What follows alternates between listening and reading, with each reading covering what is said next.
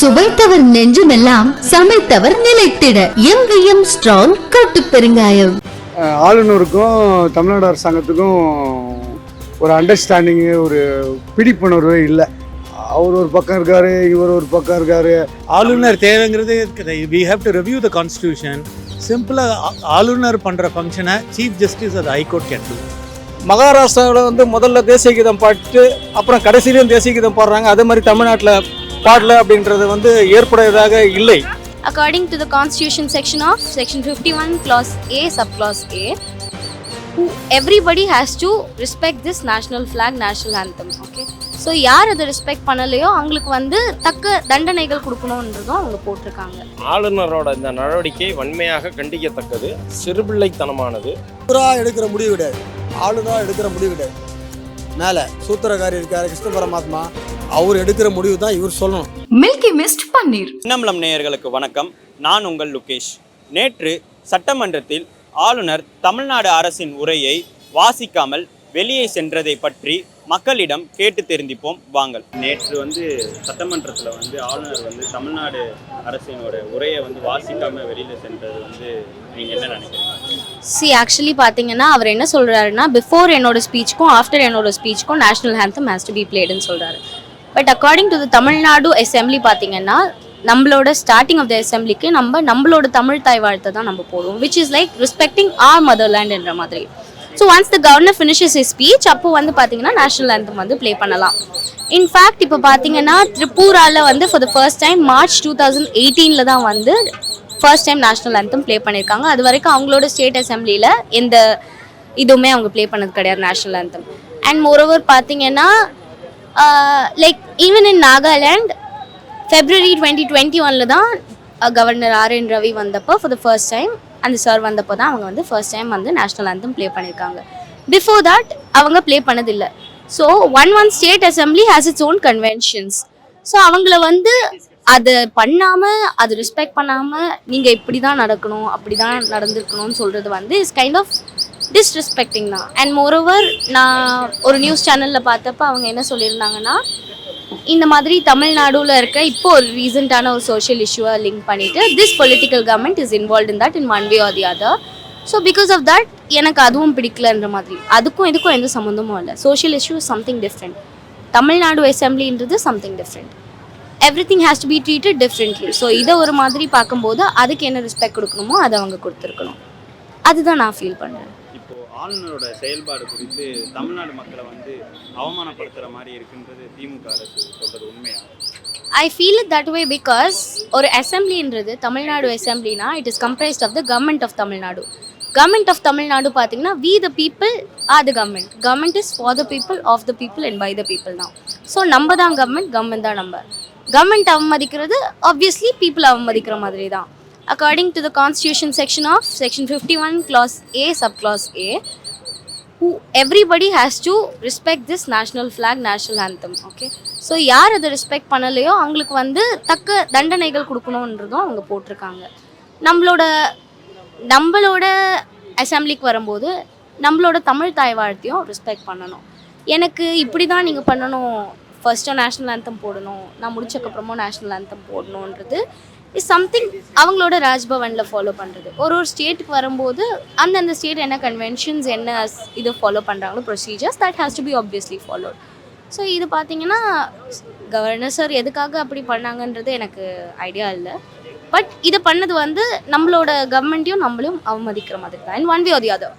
இந்திய நாட்டில் பிறந்த ஒவ்வொரு குடிமகனும் சட்டத்தை மதிக்கணும். புரியுங்களா?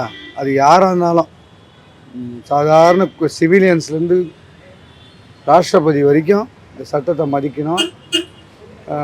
இது அவர் செஞ்சது தப்பு தான் நினைக்கிறேன். ஆளுநர் செயல்பாடு குறித்து திமுக அரசு மக்கள் தமிழ்நாடு மக்களை அவமானப்படுத்துவதாக இருக்குதுன்னு சொல்கிறாங்க. அதெல்லாம் உண்மைதான். அவர் ஆரம்பத்திலேருந்தே ஆளுநருக்கும் தமிழ்நாடு அரசாங்கத்துக்கும் ஒரு அண்டர்ஸ்டாண்டிங்கு, ஒரு பிடிப்புணர்வே இல்லை. அவர் ஒரு பக்கம் இருக்கார், இவர் ஒரு பக்கம் இருக்கார். அதனால் மாறி மாறி அவங்களுக்கு ஒரு இது இருக்குது. 2022 also the same governor participated in the proceedings at the assembly, and then also Tamil தாய் வாழ்த்து தான் முதல்ல பாடினாங்க. தேசிய கீதம் லாஸ்ட்டாக தான் பண்ணாங்க. 2023 it became an issue. He wrote to the Speaker of the Assembly. It was clarified by Mr. Appavu, the Speaker, that whatever the procedure adopted since 1991 will be followed. It was reiterated. So yesterday also he came and he made the same ground, which for me it appears to be a well orchestrated move and a move towards a political end. A gubernatorial position அப்படிங்கிறது ஒரு elderly statesman used to come. See, the constitutionல ஏன் governor பதவி உருவாக்கப்பட்டது அப்படின்னா, அந்த காலத்தில் governor elected ரெப்ரசன்டேட்டிவ்ஸுக்கு ஒரு என்ன சொல்கிறது, ஒரு they should render advice, they should guide தம்னு. இது அப்படி இல்லாமல் இப்போ வர வர after for the past one decade we have been witnessing that the office of the gubernatorial post is used for political ends. It's very, very regrettable and highly condemnable also. That's my opinion. நீங்கள் சொல்கிறது பார்த்தா அப்போ வந்து ஆளுநர் தேவை அப்படின்னு சொல்கிறீங்க. ஆளுநர் தேவைங்கிறது we have to review the constitution. சிம்பிளாக ஆளுநர் பண்ணுற ஃபங்க்ஷனை சீஃப் ஜஸ்டிஸ் அது ஹைகோர்ட் கேன் டூ. ஆளுநர் என்ன பண்ணுறாரு, ஒரு மினிஸ்டர் புதுசாக பதவியேற்ற பதவி பிரமாணம் செய்து வைக்கிறாரு, அவ்வளோதான். அதை தவிர வேறு ஒன்றும் பெருசாக பண்ணுற மாதிரி இல்லையா. whenever a new assembly is formulated, he invites the person, the leader of the party having the majority of the members to assume the government. That even chief justice can do with his powers, with the proper guidance. வந்து ஆட்சியை கலைக்கக்கூடிய power இருக்குல்ல அவருக்கு, அந்த அளவுக்கு power இன்னும் இந்திய government மாற்றலை. அப்படிங்கிறப்போ அவர் என்ன எதிர்பார்க்குறாரு என்னங்கிறத முன்னாடியே தகவல் சொல்லியிருந்தால் அது மாதிரி செயல்படுறதுல என்ன தப்பு? அதை விட தாண்டி அதை விட அவமானப்படுத்துறது, எல்லாரையும் குடிமகனாக மாற்றினதெல்லாம் அவமானமாக தெரியலையா? ஊர் ஃபுல்லாக நாயை வளர்த்துவிட்டு நாய் மருந்து கடைக்கு அனுப்ப சொல்கிறாங்க, நாயை அடிக்கக்கூடாதுங்கிறாங்க, நாயை கிடைக்கக்கூடாதுங்கிறாங்க. அதெல்லாம் பெரிய சாதனை. அதெல்லாம் மருந்து விற்கிறதுக்காக நாய் மருந்து கடையை வச்சுக்கிட்டு உட்காந்துருக்காங்க, நாய் தெரு ஃபுல்லாக வளர்த்துக்கிட்டு உட்காந்துருக்காங்க. அந்த மாதிரி தான் இதுவும். செய்ய வேண்டிய விஷயங்கள் நிறைய இருக்குது. ஒரு சின்ன சின்ன பிரச்சனை கவர்னர்கிட்ட போய் கௌரவம் பார்க்குறது, இவங்க போய் இது பார்க்குறது. நாட்டு மக்கள் வேலை வாய்ப்பு இல்லை ஒருத்தனுக்கும். அங்கே விவசாயிகளுக்கு நல்ல ரேட்டு கிடைக்கல, உற்பத்தி பண்ணதை விற்க முடியல. இதெல்லாம் நிலைமையாக இருக்குது. அவர் என்ன சொல்கிறாருன்னா, தேசிய கீதம் பாடலை, அதனால தான் வந்துட்டு வெளியே போன்ற மாதிரி சொல்லிட்டு இருக்காங்க. தேசிய கீதம் வந்து முடியும் போது பாடுறது, அந்த ஒரு பேசிக் நாலேஜ் கூட இல்லாத ஒருத்தர் ஆளுநராக வைக்கணுமான்றது என்னோட கேள்வி. ஓகேங்களா? தமிழ் தாய் வாழ்த்து முதல்ல, அதுக்கப்புறம் இவர் உரையை வாசிக்கணும், அதுக்கப்புறமா தான் வந்துட்டு அவர் தேசிய கீதம் பாடணுமா இல்லையான்றதை உட்காந்து பார்க்கணும். இவர் ஓடி போயிட்டாருன்னா எப்படி பார்க்க முடியும்? சட்டமன்ற கூட்டத்தொடர் நேற்று ஆரம்பிக்குது. வருஷத்தோடைய பாரம்பரியப்படி வருஷத்தில் இத்தனை தடவை கூட்டணும், 6 மாதம் ஒரு தடவை கூட்டணுன்னு இருக்கும். அதன்படி கூட்டப்பட்டிருக்கு. அதை பார்த்தீங்கன்னா 2025க்கான முதல் சட்டமன்ற கூட்டத்தொடர். அது வந்து ஆர்.என். ரவி ஆளுநர், அரசியலமைப்பு சட்டத்தின் உச்ச அதிகாரத்தில் இருக்கக்கூடிய மாநில அளவில் அப்படி இருக்கக்கூடிய நபர் இது போன்ற செயல்களை தவிர்த்திருக்கலாம். ஏன்னா அவருமே வந்து கான்ஸ்டியூஷன் போஸ்ட் தான் இருக்கார். இப்படி இருக்கும்போது ஒவ்வொரு சட்டமன்றத்துக்கும் ஒரு மரபு இருக்குது. அவர் சொல்கிறது தேசிய கீதத்தை தான் பாடுவேன், தமிழ் தாய் எழுத்தை பாட மாட்டேங்கிறதுல அந்த கான்டெக்ஸ்டில் வெளியே போயிருக்கு. யாருமே வந்து தேசிய கீதத்துக்கு எதிராக எதையும் சொல்ல கிடையாது. எல்லாருமே இந்தியர்கள். ஆனால் ஒவ்வொரு சட்டமன்றத்துக்கும் ஒவ்வொரு மரபு இருக்கும்போது எதனால் வந்து ஆளுநர் அதை வேண்டாங்கிறது தான் இப்போது கேள்விக்குறியாக நிற்குது. இது போன்ற செயல்கள் வருங்காலங்களிலாவது தவிர்க்கப்பட்டால் மாநில மத்திய உறவுகளும் மாநில ஆளுங்கட்சியின் உறவும் கவர்னரின் உறவும் நல்ல முறையில் இருந்தால்தான் அந்த மாநில மக்களுக்கான தேவைகள் தீர்த்து வைக்கப்படும். இதுக்கு முன்னாடி இந்த எல்லாமே நீங்கள் பார்த்தீங்க அப்படின்னா எழுதி கொடுத்த உரையை அதுதான் கஸ்டமரியாக இருக்கிறது. அதுதான் அது என்னென்னா அந்த ஸ்பீச்சை ப்ரிப்பேர் பண்ணுவாங்க. It will be sent for approval. Only after approval the governor will come to the house and will deliver it. இங்கே என்ன நடக்குதுன்னா, இவர் வந்து அப்ரூவல் கொடுக்குறாரு, சட்டமன்றத்துக்கு போகிறாரு, தமிழ் தாய் எழுத்து பாடி 3 வருஷமாக தான் நடந்துட்டு. இதனால் என்ன பாதிப்பு அப்படின்னா, ஒரு நல்ல உறவு இல்லைங்கிறது இருக்கா இல்லையாங்கிறது வேறு விஷயம். அப்படிங்கிற கருத்து பரவலாக பரவும். அதனால் நம்மளுடைய கவர்மெண்ட்டுக்கு கெட்ட பேர் இருக்குது. இதுக்கு கவர்னர் கொஞ்சம் விட்டு கொடுத்து போனால், ஏன்னா நமக்குன்னு சில பாரம்பரியங்கள் இருக்குது. இப்படி தான் நாங்கள் இன்றைக்கி கிடையாது, காலங்காலமாக இதுக்கு முன்னாடி இந்த கவர்னர்ஸ் இருந்தவங்களும் சரி, பன்வாரிலால் புரோஹித் இருந்தபோதும் சரி, இதுக்கு முன்னாடி இந்த கவர்னர்ஸ் இருந்தபோதும் சரி, it's a part of culture. Tamil தாய் எழுத்துக்கு பாடுறதுங்கிறது அதை நான் பாட மாட்டேன், அது வேண்டான்னு சொல்கிறதுக்கு இவருக்கு ஏன் இப்படி சொல்கிறாரு எனக்கு புரியல. இது கண்டனத்துக்குரியதுன்னு சொல்கிறத விட வருத்தத்துக்குரிய ஒரு விஷயம். அண்ணா அவர்கள் கவர்னரை பற்றி சொல்லும்போது ஆட்டுக்கு பால் மாதிரி ஆட்டுக்கு தாடி மாதிரி கவர்னர் பதவி அப்படின்னு சொன்னார். ஒரு கான்ஸ்டியூஷனில் வந்து கவர்னர் பதவின்றது வெறும் அலங்கார பதவியாக தான் இருக்கணும். மக்களால் தேர்ந்தெடுக்கப்பட்டவர்கள் தான் முழுமையான அதிகாரம் படைத்தவர்கள்னு இப்போ ரீசெண்டாக சுப்ரீம் கோர்ட்டு கூட அதோட ரூலிங்கில் சொல்லியிருக்கு. கவர்னர்கள் அவர்களுடைய அதிகார வரம்புக்குள் நடந்து கொள்ள வேண்டும். மக்களால் தேர்ந்தெடுக்கப்பட்டவர்கள் தான் முதன்மையானவர்கள் என்பதை கவர்னர்கள் முதலில் உணர வேண்டும். இன்று கவர்னராக இருப்பவர் நாளை அவர் ஒரு நியமிக்கப்படுகிறார்கள். அவர் நியமனம் முடிந்த பிறகு அவரை யாரும் சீண்டுவது கூட ஆள் இருக்க மாட்டார்கள் என்பதை கவர்னர்கள் மறந்து விடுகிறார்கள். ஒரு மாநிலத்தில் அவர்கள் உரையாற்ற வரும்போது அந்த மாநிலத்தில் ஏற்கனவே பின்பற்றப்பட்ட நடைமுறைகள் என்ன என்பதை கவர்னர்கள் உணர வேண்டும். மகாராஷ்டிராவில் வந்து முதல்ல தேசிய கீதம் பாட்டு அப்புறம் கடைசியிலையும் தேசிய கீதம் பாடுறாங்க, அதே மாதிரி தமிழ்நாட்டில் பாடல அப்படின்றது வந்து ஏற்புடையதாக இல்லை. ஏனென்றால் இவர் இதற்கு முன்னால் இருந்ததெல்லாம் அறிந்திருக்க வேண்டும். அப்படிப்பட்டவர் தான் ஒருவர் கவர்னராக இருக்க முடியும். இது வந்து தமிழ்நாடு நேற்று தெலுங்கானா மாதிரி புதுதாக உருவாக்கப்பட்ட மாநிலம் இல்லை. இந்த தமிழகம் வந்து காலகாலமாக தமிழ்நாட்டில் என்ன நடைமுறை இருக்கிறதோ, என்ன புரோட்டோகால் இருக்கிறதோ அதை தான் நடைமுறைப்படுத்துவார்கள் என்பது ஒரு சிற்றறிவு. அந்த சிற்றறிவு ஒரு பள்ளியில் படிக்கும் குழந்தைகளுக்கு கூட தெரிந்திருக்கும். அப்படி இருக்கும்போது அது கவர்னர் வந்து தேசிய கீதம் முதலில் பாடவில்லை, அதுக்கப்புறம் தேசிய கீதத்தை அவமானப்படுத்தி விட்டார்கள் அப்படின்றலாம் சொல்கிறது வந்து சிறுபிள்ளைத்தனமாக தான் இருக்குது. இதை வந்து கவர்னர்களுக்கு சரியானபடி உணர வைக்க முடியவில்லையா, இல்லை நாம் எது சொன்னாலும் மக்கள் ஏற்றுக்கொள்வார்கள் என்ற மனநிலையில் கவர்னர்கள் இருக்கிறார்களா என்பது தெரியவில்லை. எது எப்படி இருந்தாலும் கவர்னர் தனது எதிர்ப்பை பதிவு செய்வதற்கு வேறு வழிகள் இருந்திருக்கலாம். சட்டமன்றத்துடைய மாண்பை வந்து கவர்னர் குறைப்பது என்பது அது ஏற்றுக்கொள்ளத்தக்கதாக இருக்காது. கரெக்டாக அவங்களோட சட்டமன்றமே சரியில்லையே, அப்புறமா எப்படி வாசிக்காக தான் போவார். சட்டமன்றம் வந்து அவங்களோட இது வந்து இப்போ சரியான ஆட்சி நடக்கலை. ஒழுங்காக வந்து டீல் பண்ண மாட்டாங்க. சட்டமன்றம்னா சட்டமன்றமாக நடத்தணும், புரியுதுங்களா? சட்டமன்றம் வந்து நடத்தலை. எல்லா எதிர்கட்சிகளாம் வந்து அனுசரித்து தான் பண்ணணும். அனுசரித்து பண்ணுறது கிடையாது. வெளியேற்றம்னா அப்புறம் என்னத்துக்கு சட்டமன்றம் கூடுது. அதனால் அவ்வளோ வெறியேட்டார். தப்பு கிடையாது.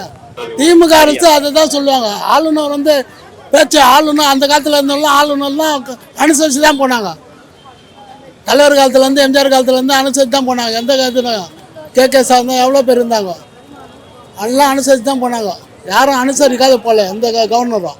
இவங்க அனுசரணை கிடையாது, புரியுதுங்களா? இவங்க அனுசரணை தான் எல்லாம் ஒத்து போகலாம். சட்டமன்றம் வந்து எதிர்கட்சி வந்து கேள்விக்காக பதில் சொல்லணும். இவங்க அதை பதில் சொல்ல மாட்டாங்க. ஏன்னா தமிழ்நாடு அரசு வந்து கண்டிப்பாக வந்து கவர்னருடைய உரையோடு தான் தோணுங்கணும். கவர்னர் வெளியிடப்பு செஞ்சு போனது அரசியல் சட்டத்துக்கு முரணானது. பட் வந்து கவர்னர் வந்து தமிழக அரசு கொடுத்த உரையை கண்டிப்பாக வந்து சட்டமன்றத்தில் வந்து உரையாற்றியிருக்கணும், படிச்சிருக்கணும். அதுதான் முறை, அதுதான் அரசு சாசனம் சொல்கிறது. தமிழ்நாடு அரசு வந்து கொடுக்குற உரையை வந்து கவர்னர் படிக்கணும். அது கடமை, அவருடைய கடமை, ஜனநாயக கடமை. அந்த கடமையை கவர்னர் செய்ய தவறிட்டாருங்கிறது தான் மக்களுடைய கருத்து. ஆளுநரோட இந்த நடவடிக்கை வன்மையாக கண்டிக்கத்தக்கது, சிறுபிள்ளைத்தனமானது. தமிழையும் தமிழ்நாட்டையும் அவர் தொடர்ந்து அவமதிச்சுக்கிட்டே இருக்கார். இதை நாங்கள் வன்மையாக கண்டிக்கிறோம். நான் டிஎம்கே காரன் இல்லை, ஆனால் கவர்னர் வந்து நடந்துக்கிற முறை தவறு, மிகவும் கண்டிக்கத்தக்கது. வேண்டாம், அவர் எந்த ஸ்டேட்டுக்குமே வேணாம். ஆளுநருங்கிற பதவியிலேருந்து அவரை இம்பீச்மெண்ட்டு தான் பண்ணணும். பேசாமல் போயிட்டார். அதை பற்றி என்னன்னா வந்து எப்பயுமே வந்து இந்த திமுக ஆட்சி வந்ததுலேருந்து அவர் வந்து நம்ம விரோதம் உள்ள ஆட்சி மாதிரி அவர் வந்து மனசில் போட்டாரா என்னன்னு தெரியல, இல்லை மேலெடுத்து பேசுகிறா என்னன்னு தெரியல. அவர் எல்லா விஷயத்துக்குமே சரி ஆளுநர் வந்து ஒத்துழைக்க மாட்டார். கரெக்ட், ஆளுநர் வந்து ஒத்துழைக்க மாட்டார். அதனால் வந்து என்ன பண்ணுறாங்க, இவங்கள வந்து போராட்டம் பண்ணுறாங்க. ஆளுநர் இந்த மாதிரி பண்ணிட்டு போகிறாரு, எந்த ஒரு ரெஸ்பான்சிபிள் தரமாட்டுறாரு அப்படின்னு தான் சொல்கிறாங்க, திமுக சொல்கிறாங்க. அவருக்கு என்ன ப்ரெஷர்னு இவங்களுக்கு தெரியுமா? தெரியாது. அதனால தான் வந்து அவர் வெளிநடந்து போகிறார். வெளியே போகிற காரணம் வந்து இவராக எடுக்கிற முடிவு கிடையாது, ஆளுநராக எடுக்கிற முடிவு கிடையாது. மேலே சூத்திரக்காரி இருக்கார் கிருஷ்ண பரமாத்மா, அவர் எடுக்கிற முடிவு தான் இவர் சொல்லணும். இவராக தானாக வந்து எதுவும் வந்து பேசவும் முடியாது, ஒன்றும் பண்ணவும் முடியாது. செயல்பாடு குறித்துனா வந்து வேறு வழி இல்லை.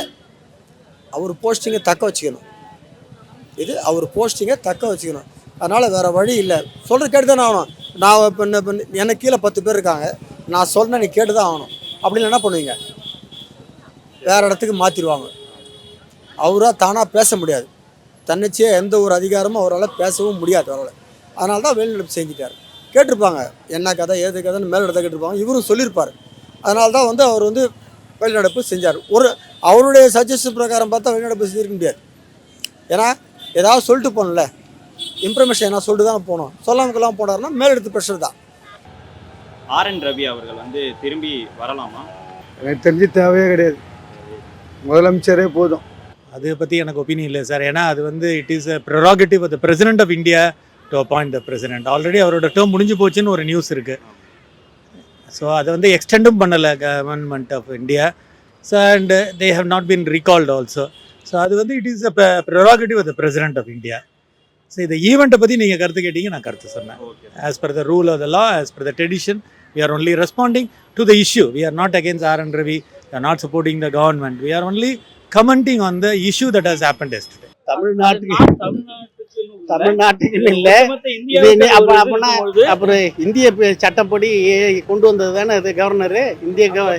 இந்திய நாட்டு சட்டம் தானே அது. அப்புறம் அம்பேத்கர் இயக்கம் அப்புறம் மாற்றணுங்கிற மாதிரி தானே அர்த்தமாகும் அது. அவருன்னு இல்லை, யார் வந்தாலும் கரெக்டாக ஒரு கவர்னர்னா கவர்னர் சரியாக இருக்கணும், தமிழக ஆட்சினா தமிழக ஆட்சியும் சரியாக இருக்கணும். ஆட்டுக்கு தாடியும் ஆளுநருக்கு தமிழ்நாட்டுக்கு ஆளுநரும் தேவையில்லைன்னு அண்ணா சொன்னார் இல்லையா, அது நிஜம்தானே. தேவையில்லாத ஒருத்தரை கூட்டு உட்கார வச்சா பொறுப்பு இல்லாமல் தானே நடக்கும். அதுதான் நடக்குது. RN ரவி அவர்கள் வந்து இப்போ தேவையில்லை அவ்வளோதான். அது டிபெண்டிங் அப்பான் அவர் வந்து இது வரைக்கும் வந்து அவமதிக்கிற மாதிரி இவர் இதையும் பண்ணியிருக்காரு. என்ற மாதிரி கான்ட்ரவர்சிஸ் ஆல்சோ ஹேப்பனிங். இப்போ நம்ம பீப்புள் என்ன நினைக்கிறாங்கன்றது தான் அவர் வரதும் வராததுக்கும் காரணம். என்னோட பர்சனல் ஒப்பீனியன் பார்த்தீங்கன்னா இப்போதைக்கு எதுவும் இல்லை. பார்த்துக்கலாம். எல்லா நாட்டுக்கும் தேவை போது தமிழ்நாட்டு மட்டும் தேவை இல்லையா? அப்போ மொத்த நாட்டுக்கே தேவை கிடையாது கவர்னர் தான். எல்லா மாநிலத்துக்கும் கவர்னர் தேவை போது தமிழ்நாட்டுக்கு தேவைதான்னு கேள்வி கேட்டேன். எல்லா மாநிலம் கவர்னர் இல்லைன்னா தமிழ்நாட்டுக்கு தேவை கிடையாது. அப்படியேப்பட்ட பாண்டிச்சேரியில் சின்ன மாநிலம், அதுக்கே கவர்னர் தேவை. இது பெரிய மாநிலம், கவர்னர் தேவை என்ன பண்ணுறது? கவர்னர் தேவைன்னா இவங்க இஷ்டத்துக்கு பண்ணுவாங்கல்ல. வரலான்னா அவர் கரெக்டாக இருக்காருன்னு நினைக்கிறேன்னு சொல்லி தான் இப்போ அவர் போகிறாரு. வந்தால் திருப்பி இவங்களுக்கு தான் குறைச்சல். இந்த அடுத்த வாட்டி இவங்க வராங்களான்னு தெரியாது. இருந்தாலும் அவர் வந்தாலும் இன்னும் குறைச்சல் ஜாஸ்தி தான் ஆகும். வேறு வழி இல்லை. இவங்க ஒத்து போனோம். அவங்க வந்து ஒன்றிய அரசுன்றாங்களே, ஒன்றிய அரசு கூட இவங்க ஒத்து போனாங்கன்னா எல்லா சலுகையும் வரும். ஆளுநர் எழுந்து போக மாட்டார், பதில் பேசுவார். புரியுதுங்களா? பதில் பேசுவார் ஆளுநர். ஆனால் இவங்க வந்து ஒத்து போக மாட்டாங்க. வேற ஒன்றும் இல்லை. இதுதான் ஆளுநர் எழுந்து போகிறது ரீசன். சுவைத்தவர் நெஞ்சுமெல்லாம் சமைத்தவர் நிலைத்திட எங்கேயும் ஸ்ட்ராங் கட்டு பெருங்காயம். மில்கி மிஸ்ட் பன்னீர். மின்னம்பலம்.com தமிழின் முதல் மொபைல் பத்திரிகை.